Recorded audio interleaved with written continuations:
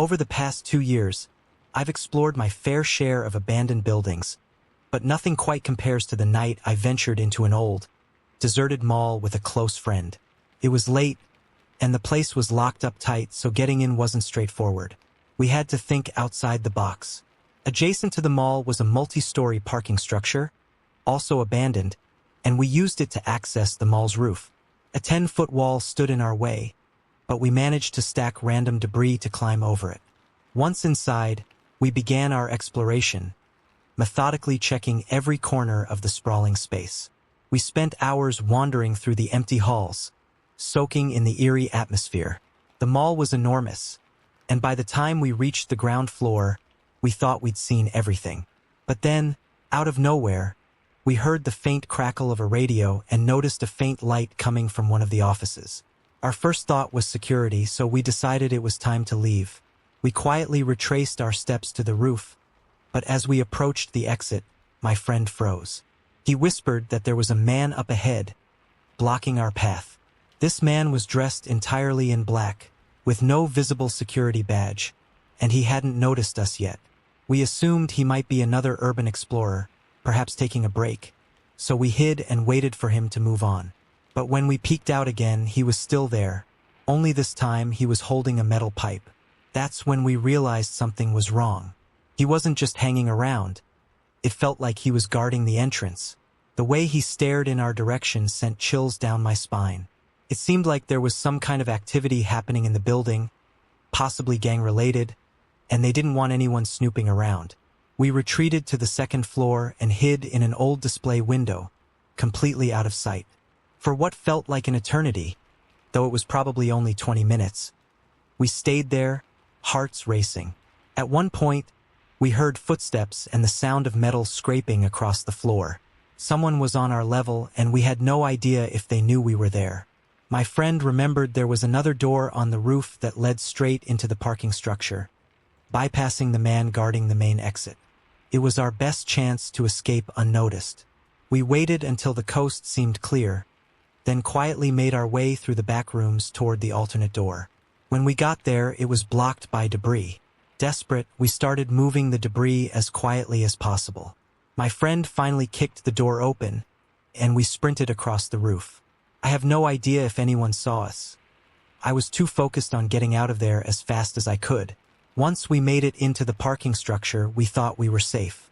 But as we reached the bottom, we saw a blacked-out Ford Transit van with its engine running. Another man was sitting inside, clearly guarding the entrance. Whoever these people were, they didn't want anyone near that mall. We weren't sticking around to find out why. Our only option was to find a fire exit. The one we found was screwed shut, so I threw my weight against it, and luckily it burst open. We climbed down to the street and finally felt like we could breathe again. To this day, I have no idea what those people were doing in there, but the way they were organized and dressed made me think it was something serious, maybe gang activity or something even darker. That night remains one of the most terrifying experiences of my life. I still love exploring abandoned places, but I've learned to be much more cautious about where I go and when. Some places are abandoned for a reason, and sometimes you're not the only one who knows about them. One summer in 2018, my partner, my stepdad, and I decided to explore an abandoned factory near my parents' house. It was a spur-of-the-moment idea. We were driving to pick up my partner when we passed the building, and the conversation naturally turned to checking it out. My stepdad, who's just as impulsive as I am, pulled over right then and there. Without much thought, we decided to go for it. Getting inside wasn't too difficult. The factory was in terrible shape. Broken windows, crumbling walls, and most of the roof was gone. The only real obstacle was a doorway blocked by debris, but we cleared it away and stepped inside. Almost immediately, something felt off. It was the middle of summer, but the air inside was freezing cold. Not just a little chilly, it felt like winter. And it wasn't the damp, musty cold you'd expect from an abandoned building. With all the holes in the walls and roof, it shouldn't have been that cold. But it was. The inside was just as trashed as the outside. Piles of broken machinery, rusted metal, and old wooden beams were scattered everywhere. My partner and stepdad went ahead to check out another room. while I wandered off to look through some old cabinets that had been left behind. It was like the place had been abandoned overnight. Files, worker IDs, and order sheets from the late 90s and early 2000s were everywhere. Most of the orders were packed and ready to be shipped, but they'd never been sent out. My stepdad pointed out how strange that was. The factory looked like it had been closed for decades, even though the most recent date I found was 2002. At most, it had only been abandoned for 16 years. I'm no expert on how quickly buildings decay, but the place seemed way too run down for just 16 years. As we talked about how weird everything was, I started to feel something else. It wasn't just the cold or the eerie atmosphere. It was a sense of danger, like something was watching us, or maybe waiting for us to leave. I can't describe it any better than that. It was like my fight-or-flight response kicked in, but I didn't know why. I told my partner and stepdad, and they agreed. We hadn't seen or heard anything strange, but we all felt it. It was time to go. We made our way back to the car, and just as we were pulling away, my partner and I both noticed something in the doorway we'd just come through. Standing there was a figure. It was hard to make out clearly. It looked human, but not quite. Something about it didn't sit right. It just stood there, staring at us. My stepdad didn't seem to notice. He was focused on driving. But my partner and I looked at each other at the same time and asked if we'd both seen the same thing. It wasn't our imagination. We never went back to that factory. Even now, whenever I drive past it on the way to my partner's house, I can't shake the feeling I get. I wish I'd never gone inside because every time I pass by, I think about that day and the figure in the doorway. It's a memory that sticks with me, no matter how much time passes. About a 30-minute drive from where I live, there's an abandoned retirement home that's been sitting empty since 2014. I've always been curious about it, and in 2020, when I was 16, I finally decided to explore it with a few friends. We went at night thinking it would add to the thrill. When we arrived, we started scoping out the outside of the building, shining our flashlights through the broken windows. Suddenly, one of my friends froze and said, "I don't think we should go inside." He pointed to what looked like two glowing dots reflecting in one of the windows, like a pair of eyes staring back at us.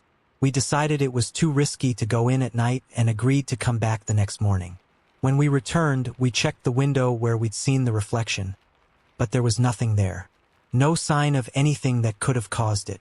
It was strange, but we brushed it off and found a small open window to climb through. Inside, the place was eerie but fascinating. The walls were covered in graffiti, and there were remnants of the buildings passed everywhere. We explored for a while, eventually making our way to the room where we'd seen the glowing dots the night before. It was just a creepy bathroom with red marker scribbled all over the walls. We didn't think much of it at the time, just another part of the abandoned building. Things took a turn when we reached the top floor. As we were walking down a hallway, my friend and I heard voices coming from the floor below. We signaled everyone to be quiet, and sure enough, we could hear what sounded like 2 or 3 men talking.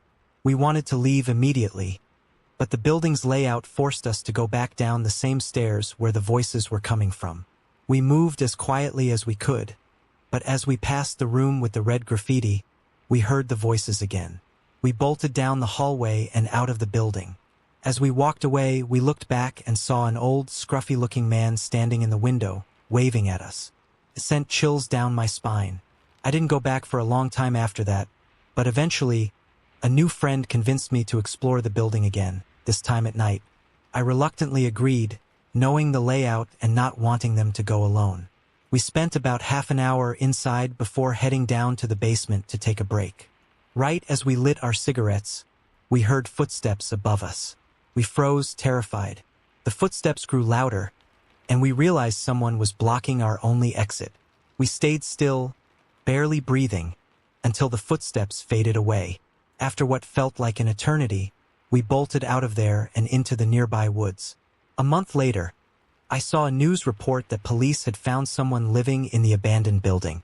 When they tried to arrest him, he started throwing Molotov cocktails at them. He was shot and later died in the hospital. I can't help but wonder what would have happened if we'd crossed paths with him during our explorations.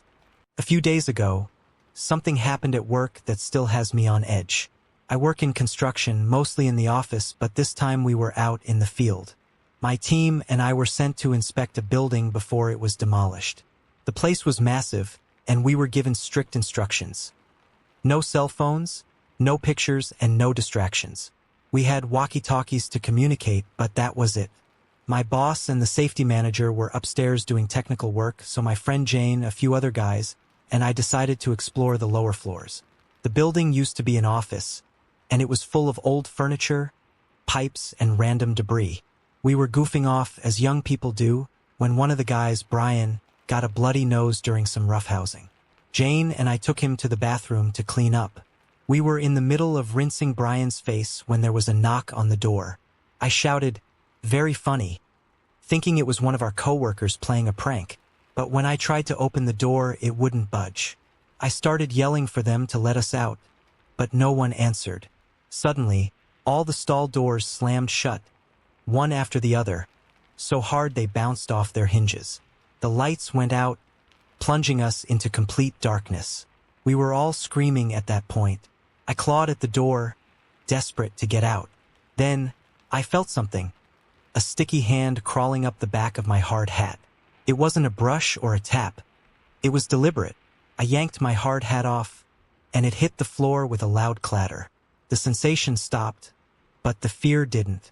Finally, there was a loud bang as our coworkers pried the door open with a metal pipe. Once we were out, we tried to explain what had happened, but no one could make sense of it. My boss checked the bathroom later and only found the blood from Brian's nosebleed. He handed me my hard hat, and we left the building as fast as we could. Later, we heard our coworkers' side of the story.